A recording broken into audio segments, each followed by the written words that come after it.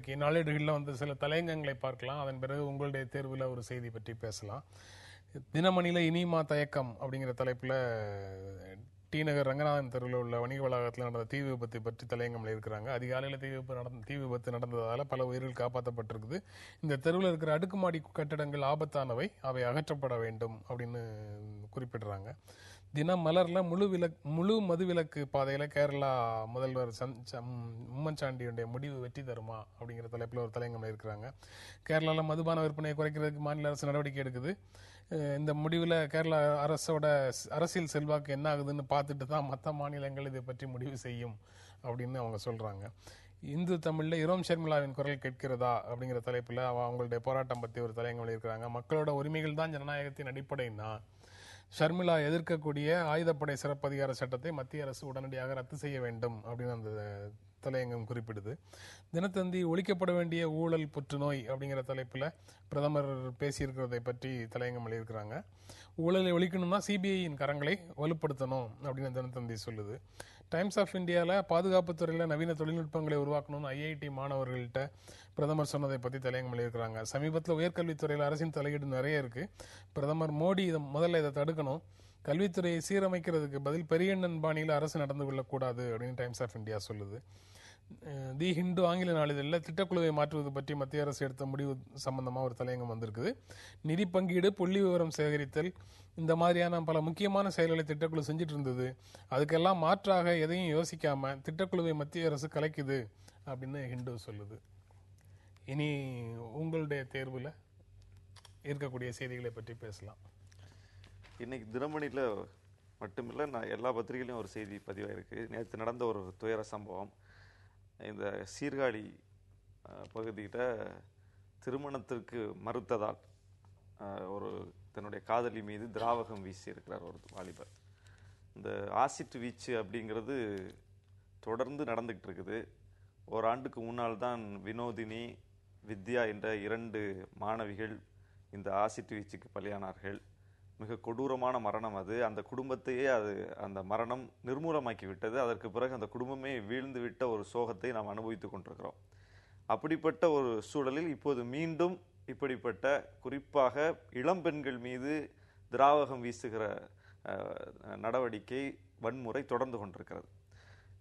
அந்த வினோதினி சம்பவம் நடந்த உடனேயே மிகப்பெரிய அளவில் அது ஒரு விவாதமாச்சுது. உடனே முதலமைச்சர் அவர்கள் சில சட்டங்களை கடுமையாக்குவது பற்றியெல்லாம் அறிவித்தார்கள். அது எந்த அளவிற்கு இன்னைக்கு நடைமுறைக்கு வந்திருக்கிறது என்கிற கேள்வி இப்போது நாம் முன்வைக்க விரும்புகிறோம். இன்னொன்று, அந்த வினோதினி வழக்கில் கைது செய்யப்பட்டவர் ஒரு பெரிய தண்டனை எதுவும் அவருக்கு வழங்கப்படலை. நீதிமன்றத்தில் மிக குறைந்த தண்டனை தான் வழங்கப்பட்டது. இதுவே ஒரு மிகப்பெரிய சிக்கல். இவ்வளவு பெரிய ஒரு துயர சம்பவம், இவ்வளவு பெரிய ஒரு வன்முறை, அதற்கு ஒரு பிணையில் வெளிவர முடியாத ஒரு ஆயுள் தண்டனை அளவுக்கு அவரை சிறையில் வைத்து பூட்டுகிற அளவுக்காவது ஒரு தண்டனை கொடுக்க வேண்டும். ஆனால் அப்படிப்பட்ட ஒரு தண்டனை கூட வழங்காமல் சும்மா ஒரு குறைந்த தண்டனை வழங்கும் போது இதை போன்ற எண்ணப்போக்கு இன்னும் மேலும் அதிகரிக்கிற ஒரு வாய்ப்பை தான் அது கொடுக்கிறது. சட்டங்கள் கடுமையாக்கப்படணும் ஒண்ணு. இன்னொன்னு, இந்த திராவகம் எளிதில் கிடைக்கிற ஒரு வாய்ப்பை தடுக்கணும். அது இன்னைக்கு எங்க போனாலும் ஆசிட் கிடைக்கும் அப்படிங்கிற ஒரு விஷயத்தை எளிதில் கிடைக்கும், ஒரு கடையில் போய் வாங்கிட்டு வந்துட முடியும் அப்படிங்கிற ஒரு சூழல் இருக்கிறதே மிகப்பெரிய ஒரு அவலம். அதை அரசு கட்டுப்படுத்தணும். ஆசிட் எதற்காக, எந்த பயன்பாட்டுக்காக வாங்குகிறார்கள், யார் வாங்குகிறார்கள் என்கிற குறிப்பு நமக்கு வேணும். அதை அரசு முறைப்படுத்தணும். அதெல்லாம் எளிமையா கிடைக்கிறதுனால தான் இன்னைக்கு இது போன்ற சம்பவங்கள் அதிகரித்து கொண்டிருக்கிறது.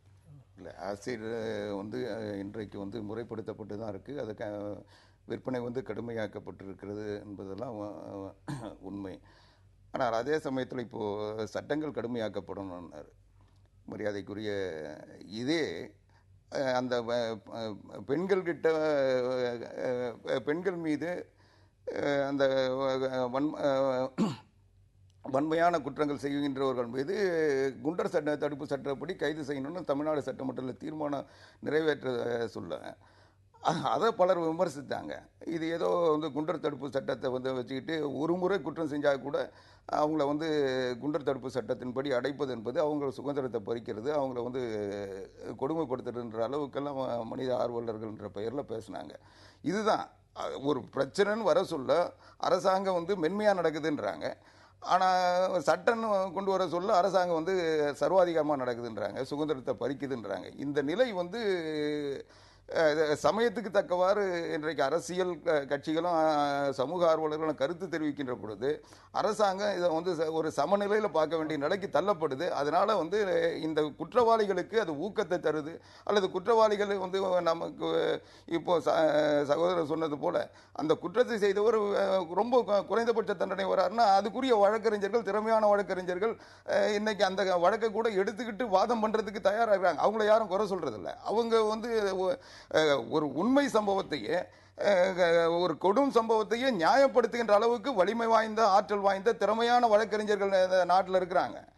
அப்படி இருக்க சொல்ல வந்து இதை எப்படி தடுக்க முடியும்? ஆக இது எல்லாருடைய மனதிலையும் வந்து இந்த இப்படிப்பட்ட வகையான குற்றவாளிகளை கடுமையாக தண்டிக்க வேண்டும், அவர்களை பாதுகாக்க கூடாது என்ற உணர்வு எல்லோருக்கும் வர வேண்டும், சமுதாயத்திற்கு வர வேண்டும். அப்போதான் வந்து இது ஒன்றா எனக்கு தந்த வாய்ப்புல இன்றைக்கு புதிய தலைமுறை வந்து 3 ஆண்டுகளை முடித்து 4வது ஆண்டில் தன்னுடைய பயணத்தை தொடங்கி இருக்கிறது. இது வந்து தமிழக ஊடகத்துறையில் ஒரு பெரிய சாதனையை செய்திருக்கிறது என்று கூட சொல்லலாம். ஏன்னா ஒரு ஊடகங்கள் என்பது ஏதோ பொழுதுபோக்கு நிறுவனங்கள் இந்த நாட்டில் இருக்கின்ற மக்களை நல்வழிப்படுத்துவதில் செலுத்துகின்ற கவனத்தை விட இந்த நாட்டு மக்களை திசை திருப்புவதில், இந்த நாட்டு மக்களுடைய எண்ணத்தை ஒரு சரியான பார்வைக்கு கொண்டு வருவதை விட அவர்களை எதை விரும்புகிறார்களோ அவர்களை அந்த இது நம்பிக்கையை அவர்களை மூழ்கடித்து அவர்களை வந்து எதையோ சொல்லி மக்களை மழுகடிப்பது என்பது ஒரு நிலையில் இருந்து புதிய தலைமுறை ஒரு புதிய கண்ணோட்டத்தோடு இந்த நாட்டு மக்களை நல்வழிப்படுத்த முடியும். இன்னும் சொல்ல போனால் அரசியல் ரீதியாக, சமூக ரீதியாக ஒரு தொலைக்காட்சியை நடத்த முடியும் என்ற நிலையை புதிய தலைமுறை உருவாக்கி தந்திருக்கிறது. அந்த வகையில் 3 ஆண்டுகளை வெற்றிகரமாக முடித்து இன்றைக்கு 4வது ஆண்டை தொடங்குகின்ற புதிய தலைமுறை தொலைக்காட்சி தமிழ் சமூகத்திற்கு, தமிழ் ஊடகத்துறைக்கு ஒரு முன்னோடியாக இருந்திருக்கிறது. அந்த வகையில் ஒரு நல்ல தொலைக்காட்சியாக தமிழ்நாட்டிற்கு காலத்தின் தேவையை ஈடு செய்திருக்கிறது என்று பெருமைப்படலாம். அந்த வகையில் இந்த தொலைக்காட்சியை பாராட்டுவதோடு இந்த தொலைக்காட்சி நிகழ்ச்சிகளை நடத்துகின்ற அல்லது தொலைக்காட்சி நிகழ்ச்சிகள் நல்ல முறையில் உருவாவதற்கு காரணமாக இருக்கின்ற பணியாளர்கள், ஊழியர்கள், நிர்வாகம் அனைவருக்கும் என்னுடைய நன்றியை தெரிவித்துக் கொள்கிறேன். உங்களுடைய வாழ்த்துக்களுக்கும் நன்றிக்கும் மீண்டும் எங்களுடைய நன்றியை சொல்லிடுறோம். அவர் எங்க மேல வச்சிருக்கிற நம்பிக்கையை மெய்ப்பிக்கும் விதமாக இந்த அமிலவீச்சு தொடர்பாக பேசும்போதே கூட இடைவேளை அனௌன்ஸ் பண்ண வேண்டிய நேரம் இருந்தாலும் ஒரு விஷயத்தை சொல்லிட்டு அனௌன்ஸ் பண்ணலாம்னு நினைக்கிறேன். அமிலவீச்சு, நீங்க காதல், திருமண மறுப்பு, காதலிக்க மறுத்த பெண், அவங்க மேல அமிலம் வீச்சை பத்தி நீங்க சொல்லிட்டு இருந்தீங்க. ஆனா தமிழகத்துல மிக பிரபலமான அரசியல் அமில வீச்சுகளும் நடந்திருக்கு கடந்த காலத்துல. அதையும் நினைச்சிட்டு நம்ம பிரேக் விட்டுறலாம். KKSSR ராமச்சந்திரன் மேல நடந்த அமில வீச்சு, சந்திரலேகா மேல நடந்த அமில வீச்சும் இப்ப நீங்க அதை பேசும்போது நினைவுக்கு வருது. நம்ம தொடர்ந்து பேசலாம் ஒரு இடைவேளைக்கு பிறகு.